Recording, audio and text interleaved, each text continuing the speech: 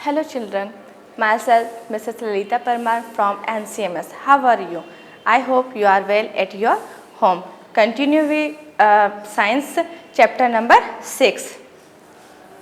Chapter number 6 name matter and its properties. Okay, आप लोगों को पता है matter क्या होता है? Look, this one is a balloon. Balloon कैसे फिल अप होता है? किससे? एयर से, है ना. This one is a ice cream, this one is a water. They are three state of matter. First one is a gas, second one is a solid and third one is a liquid. Okay, today we discuss about the matters states and they are found whatever. Okay, first one is a matter. what is a matter? Everything in the universe is made of matter. Okay, universe में जितनी भी चीज़ें हैं आपके आसपास, even हम खुद भी किससे बने हुए हैं? मैटर से ना. A substance that has mass and occupies space is called matter. Means जो भी सब्सटेंस के पास मास है, मास मीन्स वेट है ना, और जो स्पेस को ऑक्यूपाई करता है वो सारा किस में काउंट करते हैं हम? मैटर में. Matter can exist in three state. कितने state? Three state. First one is the solid, second liquid and third one is the gas. Matter is made of small particles called atoms and molecules. Actually जितने भी matter होते हैं वो small particles से बने होते हैं. मॉलिक्यूल्स, मॉलिक्यूल्स किससे बने होते हैं? एटम से. एटम सबसे स्मॉलेस्ट पार्टिकल होता है हमारा. Next one is what is the matter made of. Okay, कैसे बने होते हैं? Atoms are the building block of all matter. आप लोगों ने कभी किसी घर को बनते हुए देखा होगा, है ना, आसपास या कहीं न कहीं. उसमें आप देखे होंगे कि दीवार जब बनती है तो क्या करते हैं? वन वन ब्रिक्स, एक के ऊपर एक ब्रिक्स रखते हैं और वो क्या बने? पूरी कंप्लीट वॉल बन जाती है. सेम वैसे ही एटम्स जब मिक्सअप होते हैं उससे मॉलिक्यूल्स बनते हैं. मॉलिक्यूल्स मिक्सअप होते हैं, बॉन्ड होते हैं और वो क्या बनाते हैं? मैटर बनाते हैं हमारे ना. They are extremely small in size, can be seen only with the help of very powerful microscopes. ठीक है, जो एटम्स होते हैं बहुत स्मॉल होते हैं, हम जनरली ऐसे नहीं देख सकते. हम उसको क्या कर सकते हैं? पावरफुल माइक्रोस्कोप के थ्रू ही देख सकते हैं. तो you can not see them with naked eye. हम ऐसे नहीं देख सकते. Everything around you is made of atoms. The water you drink, the air you breathe, the earth and everything on it is made of atoms. ठीक है, जितने भी matters हैं वो सब किससे मिले हैं? एटम्स से मिलकर बने हुए हैं. Next one is molecules. When two or more atoms combine together, they form a particle called a molecules. Okay, one atom नहीं, या तो दो होंगे एटम या फिर उससे मोर देन एटम्स क्या होते हैं? इंक्लूड होकर क्या बनाते हैं? Molecules. Okay, a molecule can be made of the then same और different kind of atoms. Same atom भी बन सकते हैं और डिफरेंट एटम्स कंबाइंड होकर दूसरे मॉलिक्यूल्स बना सकते हैं. For example an oxygen. Oxygen पता है हमें? O2 ना. Molecules is made up of two oxygen atoms. Look here, ये टू ऑक्सीजन से मिलकर बना है ना, और उसको लिखते कैसे हैं? O और 2 करके हम. Whereas a water molecules is made up of 2 hydrogen atom and 1 oxygen atom. Look here, 2 hydrogen and 1 oxygen. अब हम इसका स्ट्रक्चर देख लेते हैं. Look here, this one 2 oxygen atoms हैं जो कंबाइंड होकर क्या बनाते हैं? Oxygen molecules. और हियर ये 2 आपके हाइड्रोजन एटम्स हैं और 1 आपका ऑक्सीजन एटम है, और ये तीनों मिलकर क्या बनाते हैं? वाटर मॉलिक्यूल्स, है ना. ये 1 वाटर मॉलिक्यूल्स बनता है. Motion of atoms and molecules. जैसे हम एक जगह रह नहीं सकते ना, अगर हम खड़े हैं तो हमारा हाथ पैर वगैरह कहीं ना कहीं मूवमेंट होता रहेगा. सेम वैसे ही जितने भी मैटर्स हैं, मैटर के अंदर जितने भी एटम्स हैं वो हमेशा क्या करते हैं? मोशन में रहते हैं. कभी वो बिल्कुल स्ट्रेट नहीं हो जाते, बिल्कुल चुपचाप नहीं रहते, वो हमेशा मोशन करते हैं. अब उनकी मोशन अलग अलग स्टेट में अलग अलग तरह की होती हैं. First, atoms and molecules are in constant motion. हमेशा मोशन में, that is they are always moving. इसलिए हम कह सकते हैं कि वो हमेशा मूविंग कंडीशन में रहते हैं. First one is in solid. Solid आप लोगों ने देखा है, जैसे ये डस्टर क्या है? सॉलिड है. ये मूव कर रहा है क्या? नहीं, लेकिन इसके अंदर भी जो पार्टिकल्स हैं वो क्या है? मोशन कर रहे हैं, ठीक है। एटम्स और molecules move but remain in the same position, move कर रहे हैं लेकिन वो कहाँ है, अब रिमेन वहीं अपनी पोजीशन पर ही हैं। In other words they only vibrate without changing their position, वो अपनी पोजीशन चेंज करके वाइब्रेशन पर रहते हैं, okay. That is why solid have a fix shape, इसलिए क्या होता है, सॉलिड का फिक्स्ड शेप होता है। इन लिक्विड्स एटम्स और molecules move around and glide over each other, actually क्या होता है, मोशन में रहते हैं और एक दूसरे के ऊपर वो ग्लाइडिंग करते रहते हैं। That is Y liquid flow easily and can be powder into containers, okay. क्या करते हैं वो कि वो इसलिए वो फ्लो कर पाती हैं और किसी भी कंटेनर में हम डालते हैं तो उस कंटेनर का शेप वो ले लेते हैं।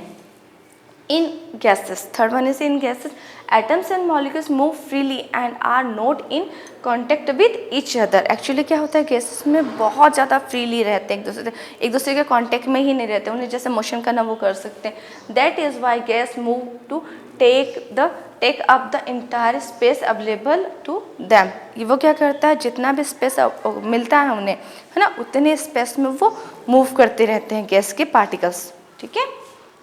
लुक इन दिस पिक्चर, ये यहाँ पर सॉलिड का पिक्चर है जिसके अंदर क्या है, पार्टिकल्स बिल्कुल पास पास में बिल्कुल फिक्स है और ये वाइब्रेशन कंडीशन में, तो इनका शेप क्या होता है, सेम ही रहता है। Next one is this one is liquid, liquid के बीच में क्या कुछ डिस्टेंस होती है, ये वाइब्रेट करते हैं तो ये कंटेनर का जो भी कंटेनर उसका शेप ले लेते हैं। Next one is a gas, इस केस में क्या पार्टिकल बहुत दूर दूर मूव करते हैं, जितनी उनको प्लेस मिलती है उतने सारे वो क्या कर लेते हैं, ऑक्यूपाई कर लेते हैं। नेक्स्ट है इंटरमॉलिक्यूलर स्पेस, ओके। कौन सी space, the space between two molecules is called their intermolecular space, जो भी स्पेस पार्टिकल के बीच में, लुक हियर, जैसे ये इनके बीच में सॉलिड में भी आप देख रहे हैं ये स्पेस आपको दिखाई दे रही है दो पार्टिकल्स के बीच में, इसमें कितनी है आपके, लिक्विड में थोड़ी सॉलिड से ज़्यादा है और गैस में सबसे ज़्यादा इंटरमॉलिक्यूलर स्पेस होती है हमारे पास। The molecules are held together by a force of attraction which is very strong in solid, weaker in liquid and very weak in gases, okay. मतलब क्या होता है कि जो इंटरमॉलिक्यूलर स्पेस अभी हमने देखा है, सॉलिड केस में क्या होता है, कम होता है, बिल्कुल पास में पैक्ड होते हैं, बहुत कम होता है, लिक्विड में गैस से थोड़ा ज़्यादा होता है, सॉलिड से थोड़ा ज़्यादा होता है और गैस में सबसे ज़्यादा इंटरमॉलिक्यूलर स्पेस होता है, टू पार्टिकल आइटम्स के बीच में बहुत ज़्यादा स्पेस होता है उनके बीच में। A spoon of sugar added to water dissolve in it because the sugar molecules occupy the intermolecular space in water। अब आप लोगों ने देखा होगा कि वाटर के अंदर जब हम शुगर मिक्सअप करते हैं तो पूरे अच्छे तरह से मिक्स हो जाती है, क्यों हो जाती है, क्योंकि वाटर जो हमारा लिक्विड है और जो शुगर हमारा सॉलिड है, जब वो उसके अंदर डिज़ोल्व होता है तो उसके इंटरमॉलिक्यूलर स्पेस होते हैं, उसके अंदर वो आराम से अपनी पोजीशन ले लेता है, जिसकी वजह से क्या हो जाता है, वो अंदर डिज़ोल्व हो जाता है। Next one is the density. What is the density? The lightness or heaviness of a substance for given volume is called density. Actually क्या, अगर कोई भी substance दिया है तो वो lightened है या heaviness है, उस substance पे depend करता है ना, तो वो substance किस पर depend करती है, वो चूँकि भारी है या हल्की है, वो depend करता है उसकी density पर, ठीक है। Density depends on how closely the molecules are packed in a given substance. Means density पे किस पे depend करता है कि आपका जो substance है वो कितना close, उसके intermolecular space कितनी कम है, उस पर depend कर। Thus a stone is denser than a block of wood because the particles in a stone are very closely packed compared to the block of would, okay. अब देखें दोनों solid हैं लेकिन जो स्टोन है उसकी जो पार्टिकल्स है बहुत ज़्यादा आसपास है, पास है, मतलब उसके अंदर इंटरमॉलिक्यूलर स्पेस बहुत ही कम होती, लेकिन जो आपका वुड का ब्लॉक होता है ना, वुड जो होते हैं उसके अंदर इंटरमॉलिक्यूलर स्पेस थोड़ी ज़्यादा होती है सॉलिड होने के बावजूद। आप लोग देखते हो जब हम उसे वाटर पर रखते हैं तो स्टोन कहाँ जाता है, बिल्कुल नीचे चला जाता है और जो ब्लॉक है, वुड का ब्लॉक है, उसकी डेंसिटी कम होने की वजह से वो ऊपर तैरता रहता है, okay. Next one is heating and cooling of liquids, ठीक है। अब हमने स्टेट कर लिया, अब हम देख रहे हैं कि अगर हम लिक्विड को हीट करेंगे, बहुत ज़्यादा गर्म करेंगे तो क्या होगा, और बहुत ज़्यादा ठंडा करेंगे तो उसको क्या चेंजेस होते हैं। What happen when we heat a liquid, जब हम लिक्विड को हीट करते हैं, when a liquid is heated the molecules acquire energy and move faster जब भी हम किसी सब्सटेंस को हीट करते हैं तो क्या होता है, वो एक एनर्जी को एक्वायर करता रहता है, और उस एनर्जी को एक्वायर करने के एनर्जी जैसे ही किसी के पास बहुत ज़्यादा आ जाए तो वो मूव कैसे करता है, फास्टर, बहुत स्पीड करने लगा. When it is heated continuously, the molecules and ultimately move so fast that they are no longer in contact with each other and thus the liquid change into gas. है ना, जब हम उसको continuously गर्म करते रहेंगे तो क्या हो जाएगा, वो बहुत दूर दूर भागेंगे तो किस में कन्वर्ट हो जाएगा, एक्चुअली गैस में. ना, this process in which a liquid change into gas is called evaporation. है ना, जब गैस को हम लिक्विड को कंटिन्यू गर्म करते रहते तो वो जब कन्वर्ट हो जाता है गैस में तो उसे क्या बोलते हैं, उस प्रोसेस को इवोपरेशन बोलते हैं. ना, evaporation causes wet cloth to dry. सबसे अच्छा एग्जांपल है, जैसे हमारे गीले कपड़े रहते हैं, हम बाहर डाल देते हैं तो हवा से क्या हो जाते हैं, वो बिल्कुल सूख जाते हैं. ठीक है, ये इवोपरेशन का सबसे अच्छा एग्जांपल्स है. Next, what happen when we cool a liquid. जब हम लिक्विड को कूल करते, ठंडा करते तो क्या होता है, when a liquid is cooled the molecules slow down, and when the cooling continuously the molecules come closer together and rearrange themselves to become a solid. Actually क्या होता है, जैसे कूल करते हैं वैसे उनकी एनर्जी क्या हो जाती है, निकलती जाती है, और वैसे ही वो मूव थोड़ा कम करने लग जाते हैं, और जैसे ही मूव कम करने लग जाते हैं वो पार्टिकल्स एक दूसरे के पास आ जाते हैं एटम, और वो किस में कन्वर्ट हो जाते हैं, वो सॉलिड में. This process in which a liquid changes into a solid is called freezing. इसे क्या कहते हैं, freezing कहते हैं. The rate of freezing is different for different liquid. Freezing मतलब जमने की जो है, freezing करने की हर लिक्विड की अलग अलग टेम्परेचर पर होता है. ठीक है, लुक हियर, जैसे लिक्विड है, अगर हम उसको बहुत ज़्यादा कूलिंग करेंगे तो कैसे हो जाएगा, इसके पार्टिकल बिल्कुल एक दूसरे के पास आ जाएंगे, पैक्ट हो जाएंगे, सॉलिड में कन्वर्ट हो जाएगा. और जब हम इसे बहुत ज़्यादा हीटिंग करेंगे तो ये क्या हो जाएगा, इसके पार्टिकल बहुत ज़्यादा एनर्जी कैन करके बहुत ज़्यादा फास्ट मूव आउट करने लगेंगे और गैस में कन्वर्ट हो जाएंगे. Next, heating and cooling of solids. अब सॉलिड्स पर क्या इफेक्ट होता है जब हम उसे बहुत ज़्यादा हीट करते हैं और बहुत ज़्यादा उसे कूल करते हैं तब. ठीक है, when solid are heated the molecules start to vibrate faster. Okay, वैसे वाइब्रेट करने लगे. on further heating, और ज़्यादा अगर हीटिंग करी हमने उसे तो the particles move around and gradually turn into a liquid. वो किस में टर्न हो जाएगा, लिक्विड में. this process in which a solid change into liquid is called melting. जैसे ही आप लोगों का एग्जाम्पल है आइस का, जब आइस को आप रखते हैं तो वो क्या होता है, सॉलिड कन्वर्ट हो जाता है लिक्विड में. है ना, वही चीज़ है. Not all substance undergo melting eight normal condition. सभी सब्सटेंस का जो मेल्टिंग पॉइंट्स होते हैं, टेम्परेचर जो होता है वो सबके लिए अलग अलग डिफरेंट होता है. ओके, सम सॉलिड सब्सटेंस में undergo certain other change on heating. ठीक है, कुछ सब्सटेंस ऐसे होते हैं जिनको हीट करते हैं तो अलग में चेंज हो जाते हैं. For example, paper burn when it is heated. जैसे पेपर को हम बर्न करते हैं, हीट करते हैं, है ना, हीट ज़्यादा करते तो क्या होता है, वो जल जाता है पूरा. However most solid expand on heating. और बहुत मैक्सिमम सॉलिड क्या होते हैं जब हम उन्हें हीट करते हैं तो एक्सपैंड मीन्स क्या होता है, फैलना. अगर उनकी साइज इतनी है तो हीटिंग करने पे थोड़ी सी इंक्रीज हो जाती है. ठीक है, for example, when the ball is heated. अगर हम किसी बॉल को हीट करते हैं, the molecules move further apart causing the size of ball to increase. जो साइज़ की बॉल है, जिस साइज़ पे है उसकी साइज़ क्या हो जाएगी, इंक्रीज हो जाएगी. This is called expansion. इसे क्या बोलते हैं, expansion. When the ball is cooled, अब उस बॉल को वापस जब हम ठंडा करते हैं, the movement of molecule slow down. और मूवमेंट कैसे होगा, स्लो हो जाएगा. And they come closer to each other. और वापस वो एक दूसरे के पास जहाँ थे वैसे ही आ जाएंगे. This is called contraction. उसके क्या कॉन्ट्रैक्शन मतलब साइज, जब हीट करते हैं तो गर्म होने पर क्या साइज़ बढ़ जाती, और जैसे हम उसे कूल करते हैं तो उसकी साइज़ वापस जैसी थी वैसी ही हो जाती है. Next one is heating and cooling of gases. अब क्या है, गैस को अगर हीटिंग करते हैं, कूलिंग करते हैं तो क्या होता है. ठीक है, when a gas is heated. जब हम गैस को हीट करते हैं, the molecules move away very fast. वैसे ही वो बहुत फास्ट हो जाएगा. Thereby causing to it to expand, मतलब फैल जाएंगे, है ना.